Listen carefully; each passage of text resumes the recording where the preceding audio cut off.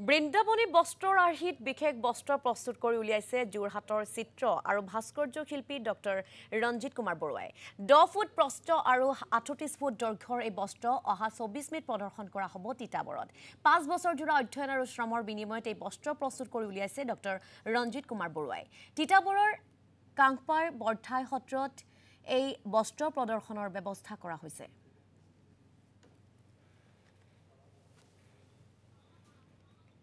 আৰু এই সন্দৰ্ভত আমাক সবিশেষ দেখাব পৰমানন্দ বৰাই। নিশ্চিত বেচক জগতগুৰু শ্ৰীমন্ত শংকৰদেৱ গুৰুজনাৰ তত্ত্বাৱধানত যি বৃন্দাবনী বস্ত্ৰ প্ৰস্তুত হৈছিল সেই বৃন্দাবনী বস্ত্ৰক লৈ বিভিন্ন জল্পনা কল্পনা চলিছে আৰু সেই বৃন্দাবনী বস্ত্ৰ এতিয়া বৰ্তমান ব্ৰিটিছ মিউজিয়ামত সংৰক্ষণ হৈ আছে।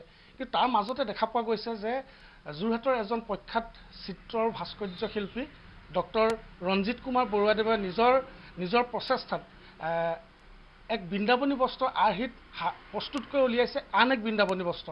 এই মুহূৰ্তত প্ৰখ্যাত চিত্ৰ আৰু ভাস্কৰ্য শিল্পী ডক্টৰ ৰঞ্জিত কুমাৰ বৰুৱা মোৰ সৈতে উপস্থিত আছে। তেওঁৰ হাতত এই মুহূৰ্তত সেই বৃন্দাবনী গুৰুজনাৰ তত্ত্বাৱধানত প্ৰস্তুত হোৱা বৃন্দাবনী বস্ত্ৰৰ আৰ্হিত আন এক বৃন্দাবনী বস্ত্ৰলৈ তেখেত সাজু হৈছে আৰু অহা 24 তাৰিখে এই বৃন্দাবনী বস্ত্ৰ ৰাইজৰ বাবে মুকলি কৰি দিয়া হ'ব তিতাবৰৰ এখন সত্ৰত। এই মুহূৰ্তত তেখেতৰ লগত আমি অকণ কথা পাতিব বিচাৰিম। যিহেতু যথেষ্ট জল্পনা কল্পনা চলিছে বৃন্দাবনী বস্ত্ৰক লৈ, অসমৰ ৰাইজো যথেষ্ট উৎসুক যে কেনেকুৱানো আছিল গুৰুজনাৰ সেই বৃন্দাবনী বস্ত্ৰ। তাৰপিছতে একে আৰ্হিতে আপুনি সাজি উলিয়াইছে আন এক বৃন্দাবনী বস্ত্ৰ, কিয় মনলৈ আহিল এই কথাটো? বৃন্দাবনী বস্ত্ৰ গুৰুজনাই যেতিয়া তৈয়াৰ কৰিছিল, গুৰুৰ তিৰুভাৱৰ পিছত নৰনাৰায়ণ চিলাৰায়ৰ পিছত আমাৰ দেশৰ পৰা বৃন্দাবনী বস্ত্ৰ নাইকিয়া হৈ গ'ল, হেৰাল। তাৰমানে ভূটান হৈ তিব্বত হৈ প্ৰাচাত্যৰ বিভিন্ন সংগ্ৰহালয়ত সংগ্ৰহিত হ'ল। গতিকে অসমৰ পৰা বৃন্দাবনী বস্ত্ৰৰ তথ্য একেবাৰে নাইকিয়া হৈ গ'ল। এতিয়া ঘটনাটো হ'ল কি, 60 বছৰমানৰ পিছত চৰিত পুথিত ৰামচৰণ ঠাকুৰে বৃন্দাবনী বস্ত্ৰৰ কিছুমান তথ্য সন্নিৱিষ্ট কৰিলে, কিন্তু দেখা গ'ল যে প্ৰাচাত্যৰ 20 খণ্ড বস্ত্ৰ লণ্ডন, আমেৰিকা, ইটালী, ফ্ৰান্স এই 20 খণ্ড বস্ত্ৰ এই দেশবিলাকত আছে। যেতিয়া অধ্যয়ন কৰা গ'ল, অধ্যয়ন কৰাত 5 বছৰ মই এইটো বিষয়ত অধ্যয়ন কৰিছোঁ।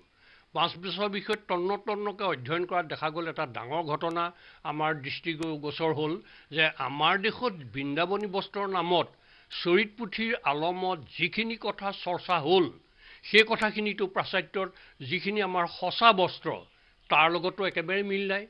গতিকে আমি এটা সঁচা কথা ক'বলৈ গ'লে অশুদ্ধ কথাকেই আমি তেতিয়াৰ পৰা এতিয়ালৈকে চৰ্চা কৰি আছোঁ। গতিকে শুদ্ধ বাতাবৰণ সৃষ্টি কৰিবৰ কাৰণে গুৰুজনাই দিয়া এই অমূল্য বস্ত্ৰভাগ আমি সকলোৱে বুজা মেলা আৰু আন্তৰিকতাৰে গ্ৰহণ কৰি আমি যদি তাক বুজিব পাৰোঁ সিয়ে গুৰু সেৱা হ'ব।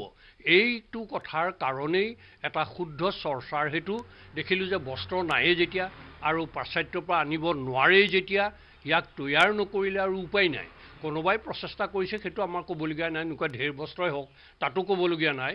কিন্তু অধ্যয়ন কৰিছিলোঁ কাৰণে ৰাইজৰ কাৰণে মই নিজা ব্যক্তিগত প্ৰচেষ্টাৰে এই বিষয়টোত আগবাঢ়িলোঁ। কিমান দিন লাগিল আপোনাৰ বস্ত্ৰ? এই বিষয়টো আচলতে মই 5 বছৰ আগ ধৰি অধ্যয়ন কৰি লৈছোঁ আৰু দেশ বিদেশত গৈছোঁ। এতিয়াও মই এয়া ল'ৰা পেৰিছতে আছে, পেৰিছৰ মিউজিয়ামত 3 ভাগ বস্ত্ৰ আছে। মই নিজে যোৱাৰ উপৰিও আকৌ এই বস্ত্ৰ তৈয়াৰ কৰাৰ পিছতো ভেৰিফিকেশ্যনৰ কাৰণে পঠিওৱাও হৈছে তাক। আচ্ছা, এই 5 বছৰ অধ্যয়নৰ পাছত দেখিলোঁ যে মই প্ৰথমতে ট্ৰায়েল কৰিলোঁ, এখন পাণ্ডুলিপি কিতাপেই তৈয়াৰ কৰিলোঁ, এলবাম টাইপ পাণ্ডুলিপি হৈ আছে। তাৰপিছত 10 ফুট 40 ফুট আকাৰত এখন বস্ত্ৰ মই আঁকি চালোঁ। তাৰপিছত মই ঘাই চাইও বনালোঁ পূৰা। তাৰপৰা দেখিলোঁ যে এই সকলো কথাখন সুন্দৰ ধৰণে একদম হুবহু ৰূপত প্ৰতিফলিত হৈছে। তেতিয়া দেখিলোঁ যে মই ফাইনেল কাম হিচাপে পাটৰ কাপোৰত নিজৰ ঘৰতে তাঁতশাল বহুৱাই এই বস্ত্ৰভাগ কৰিলোঁ। বওঁতে মোক এবছৰ লাগিছে আৰু অধ্যয়ন কৰোঁতেই মোক 5 বছৰ লাগিল। গতিকে প্ৰায় 5.5 বছৰমান মই এই বিষয়বস্তুটোত ডুব গৈ আছোঁ। আমি এতিয়া গম পাইছোঁ যে